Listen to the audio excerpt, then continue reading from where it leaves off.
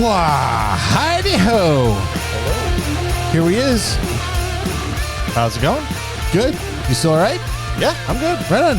Here we are, talking winter with Swinter from the Swinter Group World Headquarters here in St. Louis, Missouri. I'm Ken Bogeman. We got Brent Reeder, Jason Duncan, Zetrace Amigos.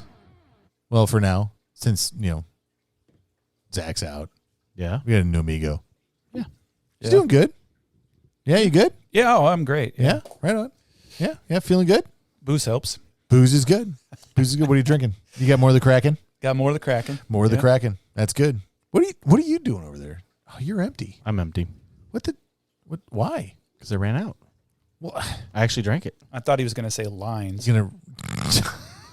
We're in the snow removal business, man. We can't afford that crap. What are you talking about? So I came ill prepared. yeah. You want to go refill that? Okay. Not with Show's that. over. All right, Brent's gonna go refill. We'll see you guys on the next one. And no, maybe not. Well, You good? not with spiced rum. No. Okay. Well, fine. Spice rum's tasty.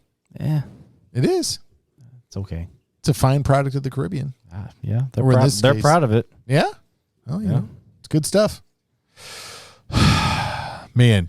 Do you know that during the Revolutionary War, the American Revolution, that each Continental soldier had an allowance of 1 pint of rum per day? A pint of rum a day? Yep. They needed it. Good Well- for them. Yeah, I mean, think of the safe source of drinking water was hard to come by, especially under battlefield conditions. Yeah. And, it worked, or at least they thought it worked as an antiseptic as well. Okay. So Certainly kept them happy. yeah, I mean, and it would have maybe been some other type of alcohol, but because of the closeness to the Caribbean, Oh, okay. it was rum. So you're saying the war could have been shorter if they just quit drinking? Yeah. Well, maybe. there was some bartering going on too. Oh, Hey, sure. I'll give you my hardtack. I'll trade for you your- my hardtack for your pint. rum. Yeah. Man, have you ever had hardtack? Wow. I have. It's not great. I bet not. I don't even know what that is. Oh, imagine bread that is like a brick. Yeah, it's not. Yeah. It's It was a naval ration in the 17th and 18th century. yeah. Oh, interesting. Yeah. That was all the way around into the 19th century as well. Oh, did it? Oh, absolutely. Well, yeah. that figures. I mean, it's why not? Didn't go bad. Civil War soldiers had hardtack. Yeah. See, man, look And at it was probably the same one from the Revolutionary War. Oh, look! I found a box. Man, look at the knowledge you can gain from this particular podcast. Yeah, Yeah. I learned something today, and I didn't expect to. There you go. Yeah. There you go. Yeah. Well, there's You need any more useless history trivia? I'm all in. Yeah. Yeah. Yeah. If the important stuff, I probably will get wrong, but Yeah. Well, you know what? You know what I like though? I like that we've talked about the liquids that's right. around the desk here. Are you okay? Yeah, I was yawning. You're Oh, we're boring, Ken. No, man. you're good. I was trying to do it politely, but man, you had to bring it out. He's so tired. This is Brent. Oh, they're just. Yep. It's fine. All right. Anyway, we're talking about the liquids around the table, which are rum, and nothing, which is kind of sad. Or I'm just better than you. Drink it. Well, we brought refills, dude. Pretty sure that was just Mountain Dew. Okay, so Liquids. liquids here, liquids there, liquids everywhere, right? Yes, sir. That's what we're talking about. Liquids. Okay, so you know Yeah. what okay, so here's a big question. If you look at almost any snow and ice management publication, loaded with ads for liquids. Yep. Like Almost on every front page or everywhere. close to it. It is, I mean, it is so in your face. I mean, you can't be in this business and not see some kind of reference to liquids every time you turn around, right? And The last centerfold was that's right. a liquid rig, spread eagle. That's right. It had these weird little spots that are, kind of phased out. Never mind. It's fine. So anyway, yeah. So we've got this. So we've got liquid, pornographic and not, equipment that's out there. And what? Nothing. Okay, fine. And so the question is, why is liquids everywhere? right? And if it's that predominant in the marketplace, why are they pushing it so hard, right? Okay, so let's chat about that. So, Brent, go. What do you got? You're looking at me. Liquids? Yeah, you look like you got something you got to say. No, I was listening. Oh, okay, all right. I'm eager to see where this is going to go because I am equally confused by why this is a heavy push. Well, you want to hear the conspiracy? Oh, bring it. The conspiracy is the equipment manufacturers want to sell more liquid de-icing equipment. Fair. You know what I think it is? I think it's the new hotness. You ever see Men in Black? Oh, yeah. You know, you got the old and busted and the new hotness, right? I think that liquids is the new hotness. I mean, it's been the new hotness for, a really long time now. But I think I wonder if they just keep pushing it because not everybody's buying into it yet. You know, and I think there's also maybe not so much of an issue, or I shouldn't say issue, but a point is this push to sort of try to get away from as much granular stuff as we can. Like we were talking about, we don't want to water soften the entire Mississippi River. Right. Right. So I think that's part of it as well. It could use cleaning though. Yeah. Well, that's fair. That's fair. It's a little brown. Yeah. I mean, I think that there's an environmental factor to it, of course, but I think that there's to your guys' point, I think that there's a tremendous amount of profitability in that equipment. Let's think about it. You got a little metal cage, you got a plastic tank, an engine, and some PVC and some hoses. Yep. And it's $12,000. Yep. That's crazy. Well, we literally rebuilt one of our spray booms this year on $22 worth of parts from Home Depot. Is that one of the yellow ones? Yep. Okay. That's good to know. It's in perfect shape. It works really well. Yep. We just saved ourselves about $600 in OEM equipment parts. And so I think that there's a world out there where you have a new technology. Well, and let's put new in quotes, quote unquote, new technology. Not everybody's doing it. You want to buy a straight blade plow. There's a billion of them out there. I mean, that's technology that's been pushed to the end. It is what it is, and it's fine. Can't build a better mousetrap as far as that's concerned. Right. Yeah. Okay, fair. On the liquid side, contractors don't have that stuff yet. And to build your own, while it's certainly possible, is very labor intensive. Absolutely. Right. And so I think that the world of liquid manufacturers, when they're out, you get out there, you have the equipment, you're ready to roll. Man, it's expensive. Oh my gosh. Because it's not just the spray rig. You got to make the brine. You got to store it. Yep. You got to pump it. There's so much equipment that goes into that. It's tremendously cost ineffective to get into that marketplace. But when you're there, if you can use it in lieu of standard granular bulk de-icing, your cost saving is so massive. Oh, absolutely. Yeah. That they're there. They've got it. They got to figure it out. Yeah, but that's one of the biggest things you see them advertising is how much it costs to spray per gallon per acre versus rock salt, and that's the big selling point. But it's not it's not the equipment. It's the material. Right. The big selling point is the material savings, which is that's 100% true. Your cost if you're going to go spray, 100 acres of parking lot versus pre-treat granular 100 acres, the cost saving is monumental. But does it make up for 3 times the investment? Well, and can you do it every time? Yeah. That's the biggest thing that you come into. And that's right. There's a time and a place for it. Right. Right. And so sometimes, and I'm not going to speak to the specifics here because I would just sound dumb. But give it a shot, man. It's fine. Sometimes drink take a giant slug of Kraken and just start talking. I can't. I have to play baseball later. Oh, okay, fair. Wait, you got to play baseball later. Yeah. That's a really Baseball practice. Okay, so just for clarity, Yep. it's not that you have to drive from here to baseball practice. That's old hat. That you could be intoxicated for, no problem. But actually swinging the bat, Yeah. that you want to be sober for. Okay, Yeah. all right. Well, I mean, I would can wager pretty it would much keep you field loose. I can field the sharp ground balls, the little short two hoppers, no problem. It's hitting. My hitting game's a little weak. fair. Okay, sorry. Keep going. But the point I was making is that there are cases in which, as the storm moves in, the liquid rig or the liquid de-icing is going to do you no good, right? And Yep. I'll let one of you two speak to the exactness of that. So Now, let's say in your business you have 3 trucks. You decide to outfit one with the liquid rig. Maybe you sell the old spreader off of it and invest in a liquid rig to put on that.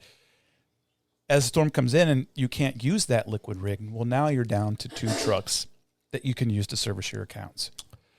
But in the case that you can use that liquid rig, oh my gosh, the cost savings are tremendous, Yep. right? Yeah, and the biggest problem, most guys around here, if they're doing liquids, they have 2 salt spreaders for one truck. They have a liquid rig and a granular rig. Right. And I gotta tell you, every one of those guys I know, they're a little grumbling Oh yeah. because it's really frustrating to go back and forth between the spreaders. That's Well, a it's lot of late- money to be sucked into one truck. Okay, Yeah. and we should talk about that for a minute, because if you're listening here and you're thinking, well, gosh, what are you talking about, liquids or granulars? I don't understand what you're talking about. Let's get into that for a second. Okay, the liquids are fantastic in the right scenario. Oh, yeah. Right. So let's equate that to some other things in life, right? So if you're hunting, right? So let's say you're a hunter, right? And your shotgun and slug is fantastic in certain settings. In other settings, it's awful. Yep. If you've got some giant, you've got a 300 Win Mag is fantastic for. Well, actually, that's probably pretty good for just about any scenario. Yeah. Yes. Yeah. Okay. Fair enough. Including So- sniping. Okay, fine. So now that I think about that for a second, that's a bad analogy. But but really anything, any tool or any job that you're doing, there are things where if you have a standard, if you're diagnosing electrical problems in a piece of equipment, Right. your standard test light is going to be great for checking fuses, right? That test light might not be so great for trying to track down something that you would really want to use a power probe A for. power probe, exactly. Right. Yeah. So Or there's the old adjustable hammer, yeah, there you go. right? Yeah. So so there's different tools for different applications. Liquids are really, really, really good in the right application. So let's talk about what that application is for just a second, right? So pre-treatment is, you're unmatched. You can go 2, 3, 4, 5, 6 days ahead of time, spray your properties, have chemical down that's not going to get crushed up and blow away. It's going to be there. It's going to be bonded to the pavement. You're going to be in good shape. That's fantastic for a pre-treat. But if it rains, it washes away. Yeah. If you only get a half inch, you're still going to have to do a round of granular de-icing. And it dilutes a lot quicker. It really does. It loses its usability significantly quicker because there's less salt down. Right. Right. So, if you think about that, so what that brine that you're spreading, what happens is you have a chemical, right? That liquid chemical is mostly water, because if you were to take a cup and throw some salt in there and put some water in there and shake it up, what you'll see is there's some salt that doesn't dissolve. The reason for that is because that brine solution can only hold 23.3% of the solution can be salt, right? So what happens is when you add the salt to the water, once the dissolved salt, the sodium chloride that's in the water, reaches 23.3%, that brine solution will not hold any more dissolved sodium chloride. So what happens is when you go out and you spray, that liquid that you're spraying, if it's a sodium chloride brine, is 76% water. It's almost 76.7% of that solution is water. So what happens is you have to spray that early so that you have time for the water to evaporate and leave the chlorides behind, right? Because if the water doesn't evaporate, well, now you have your brine solution on the ground that when more water comes down, whether that's rain or snow or sleet or whatever it is, when more moisture is introduced to that brine solution, well, now you almost immediately lower your brine, the amount of de-icing chemical that's in there. Did that make sense? Yes. Yeah. Yeah. I mean, it makes sense. Yeah. Nicole, you got that? Yeah. She's not. Again, she's over there working. She's just gonna have to learn to say yes. Oh, yeah. Let's try that again. Nicole, you got that? Nope. Damn it. That didn't work. Okay, fine. It was worth a shot. She's a rebel. Anyway, so you have to get the liquid down in time for it to then dry and leave that white chalky haze behind. That white chalky haze, that's what you're looking for. That's your actual de-icing chemical. The remainder of that brine solution is just the carrier. It's the water that's in there. So you have to let that evaporate out of there. So assuming it does that, now you're in good shape. Now, if you come in and you use the liquids as a post-treat, right? So you're going to, you've plowed, and now instead of applying salt, you're going to apply liquids. Okay, the exact same problem still applies. When you spray that, if you have a lot of snowpack or if you have a lot of ice on the ground, the very small amount of chloride that's in your liquid is going to go away very, very quickly. Yeah, it becomes diluted at that point to the Right. point where it's not effective. Well, not only is it ineffective, but what happens is it becomes overpowered by the water. Right. It then refreezes. Yep. And what you've done is you've added water to the ground. We had to go up to, we were in Des Moines. This is years ago up in Iowa, that there was a contractor that had decided to go all liquids, got rid of all of his granular equipment, was just going to go liquids. And it was on accounts that had a 2-inch trigger for snow. And so he waited till there was 2 inches, came out, started plowing. There's an inch of snowpack, and he tried to spray everything. And it turned everything to a sheet of ice, and it was for a big box retailer, lots of locations, and every single one of those locations was just positively covered in ice. And so There was no recovery with liquids on that event. well, not at all. And so what happened was as the ice got thicker, he thought, well, my gosh, I need to apply more liquids. Yeah. Well, but he never got that liquid de-icing chemical is mostly water. And so he kept adding water to the ice, and it went from bad to worse so fast. So moral of that story is you cannot have liquids as your only source of de-icing. Okay. I think one of the best places for liquids that you can use in almost every single scenario is by doing a pre-wet system. That 100%. it helps get the salt working quicker, or if you need to lower your melting point because of a significantly cold storm.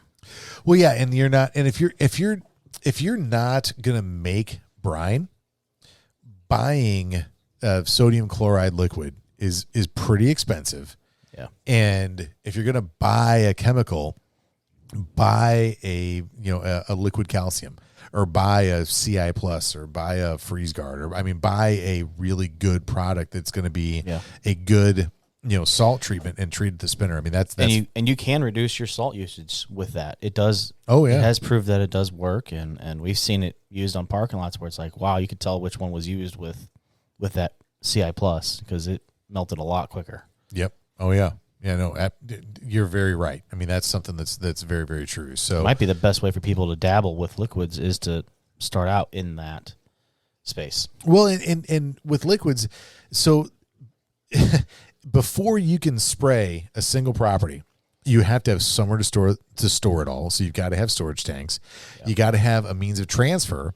And let me tell you, gravity feeding does work. If you have your tank at a higher elevation, just use the head pressure and the gravity to move the product out of your tank into whatever it is you're trying to move it to. It takes a long time. Oh my God. Yeah. So you need that pumps.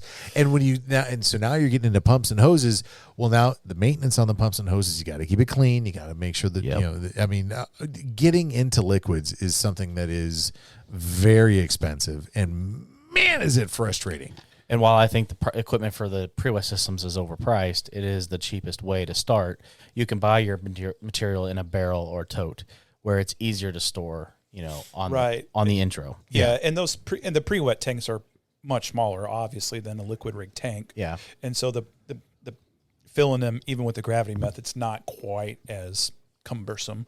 Right. And then when you're using that and you clean it out at the end of the season, and then you go to work the following season, and you haven't run any brine or any type of de-icer fluid there through there, and so your impeller and your pump and all your stuff still has water in it, and it freezes and it bursts. Okay, well, now you got one system you have to fix and not 5, right? Because you're going to forget that. And so the learning curve is much shallower if you are doing that on the pre-wet side, and really it's so much more effective. It's a great way to start. Yeah. Yep. Yeah.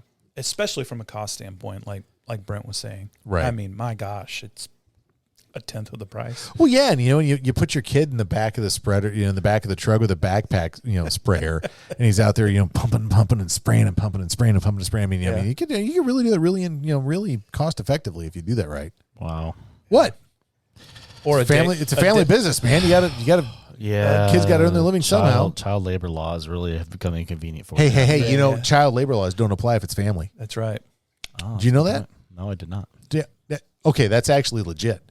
Yep. If it's I have slave labor just waiting for me at home. 100%. You do.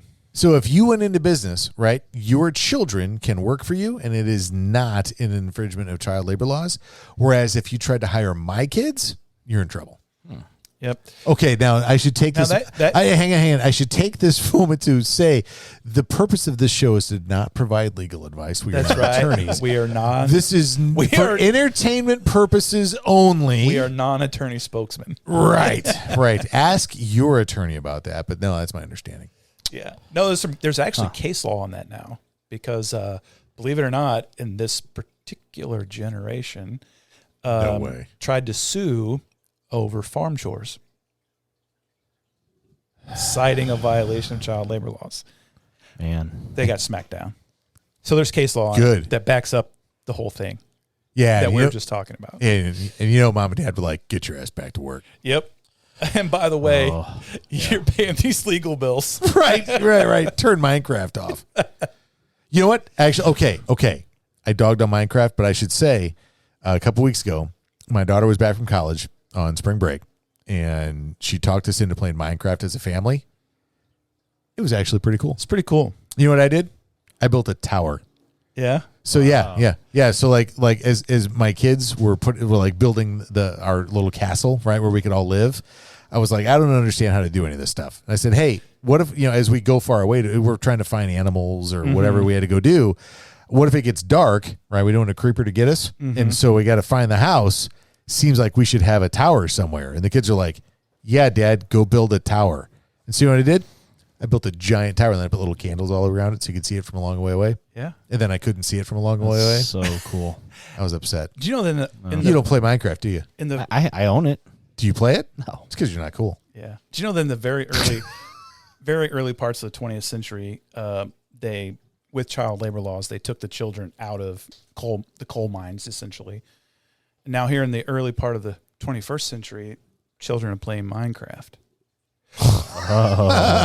You're saying they went back in. By deductive reasoning, children want to be in the coal mines. Huh. You know what's sitting behind me right here? Hang it. You know what this is in my hand? This little thing. So what I'm holding is a little plastic like cap and a string, a little wire, little thing on it. You know what that is? I have no idea. This is an actual blasting cap. Oh, a blasting cap from the a salt mine. Mines. Yeah, okay. Sure is. Because I wanted to go in a salt mine, and I got to do it. It was in episode of the season. You should just go listen to them all. You'll hear about our mine trip. 10 years from now, people are going to look at this show and go, wow, they've got that many seasons. How many years were they doing this? Well, man, it's It'll be 100 seasons in 10 years. That's right. That's right. That's fine. That's fine. It's the longest, shortest show ever. But it's fun. It is fun. And you know what? You know what would make it more fun is if we heard from y'all.